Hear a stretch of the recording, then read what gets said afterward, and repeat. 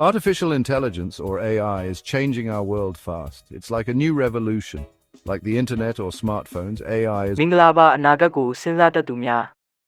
အတူအယောင်ဉာဏ်ရည် artificial intelligence ဒါမှမဟုတ် AI ကကျွန်တော်တို့အတွက်ဘာတွေပြင်ဆင်ထားလဲလို့တွေးဘူးလား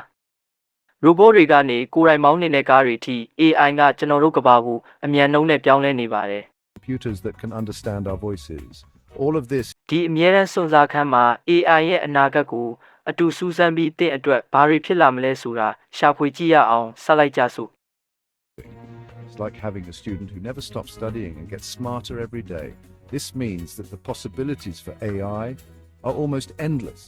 In the next few years, AI will touch every part of our lives. It will change how we work, how we learn, and how we interact with the world around us. Are you ready to see what the future holds?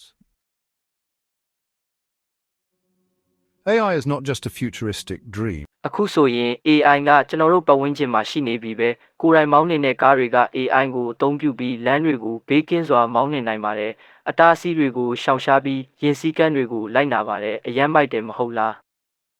AI ကအတန်ကူဆက်တွေကိုလည်းအားဖြည့်ပေးပါတယ်ဒီဆက်တွေကနေ့စဉ်လုပ်ငန်းတွေမှာကူညီပေးတယ်ဥပမာရာသီဥတုစစ်ဆေးတာတတိပေးချက်တွေတတ်မှတ်တာဒါမှမဟုတ်တင်ကြိုက်ဆုံးတခြင်းဖွင့်ပေးတာမျိုးအိမ်မှာအယမ်းဉာဏ်ရည်ထက်တဲ့အကူတစ်ယောက်ရှိတယ်လို့ပဲ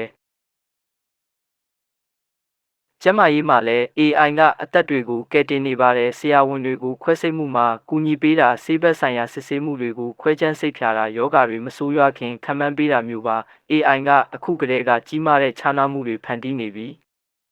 A few examples of how AI is being used today. From transportation and entertainment to healthcare and beyond,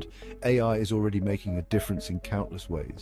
And the best part is that we're only just ဒါဆို AI ရဲ့နောက်ထပ်အဆင့်ကဘာဖြစ်မလဲအနာဂတ်မှာ AI ကတင့်ရဲ့ကိုယ်ပိုင်ဆရာဖြစ်လာနိုင်ပါတယ်တင်ဘလို့တင်ယူတာကိုအကောင်းဆုံးသိတဲ့ဆရာတစ်ယောက်ရှိမယ်လို့မြင်အောင်ကြည့်ပါတင်ချာသိပ္ပံဒါမှမဟုတ်အမှုပညာကိုဘယ်ချိန်ဘယ်နေရာမှမဆိုကူညီပေးနိုင်မှာပါ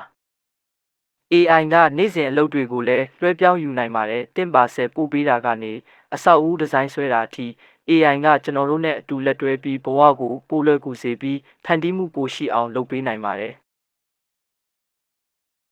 အာကာသစူးစမ်းမှုမှာလည်း AI ကကျွန်တော်တို့ကိုကဘာတစ်တွေရှာဖွေဖို့ကူညီနိုင်ပါတယ်။ဂျိုစိမ်းတွေကိုခွဲခြမ်းစိတ်ဖြာတာအာကာသယာဉ်တွေကိုလမ်းညွှန်တာဒါမှမဟုတ်ကဘာပြင်ပသက်ရှိတွေနဲ့ဆက်သွယ်တာမျိုးပါဖြစ်နိုင်ခြေတွေကအဆုံးမရှိပါဘူး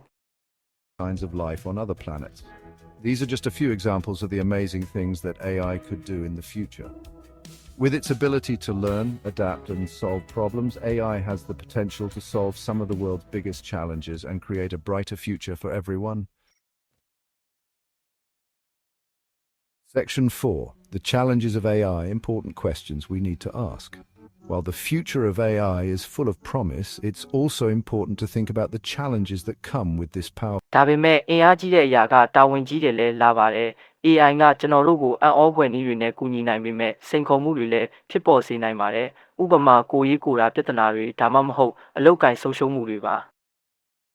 Impact on jobs. As robots and AI systems become more capable, they could automate many jobs that are currently done by humans. This could lead to job displacement and economic inequality. It's crucial that we start thinking now about how to prepare for these changes and ensure that everyone benefits from the AI revolution. These are complex issues with no easy answers. As we continue to develop and deploy AI, we need to have open and honest conversations about these challenges and work together to find solutions that benefit all of humanity. AI ကကျွန်တော်တို့ရဲ့အကောင်းဆုံးတငယ်ချင်းဖြစ်လာမှာလားဒါမှမဟုတ်ကျွန်တော်တို့မပြင်ဆင်ရသေးတဲ့နည်းတွေနဲ့ကဘာကိုပြောင်းလဲဖြစ်မှာလား AI ရဲ့အနာဂတ်ကစိတ်လှုပ်ရှားစရာပါဒါပေမဲ့အဲ့ဒါကိုပုံဖော်ဖို့ကကျွန်တော်တို့ပေါ်မှာမူတည်ပါတယ်တင်ပါထင်လဲ AI ကကူညီပေးတဲ့မိတ်ဖက်ဖြစ်လာမှာလားဒါမှမဟုတ်စိန်ခေါ်မှုအသစ်တွေယူဆောင်လာမှာလားအောက်ကကွန်မန့်မှာတင့်တွေးတွေကိုရေးပေးပါကျွန်တော်တို့ကြားချင်ပါတယ်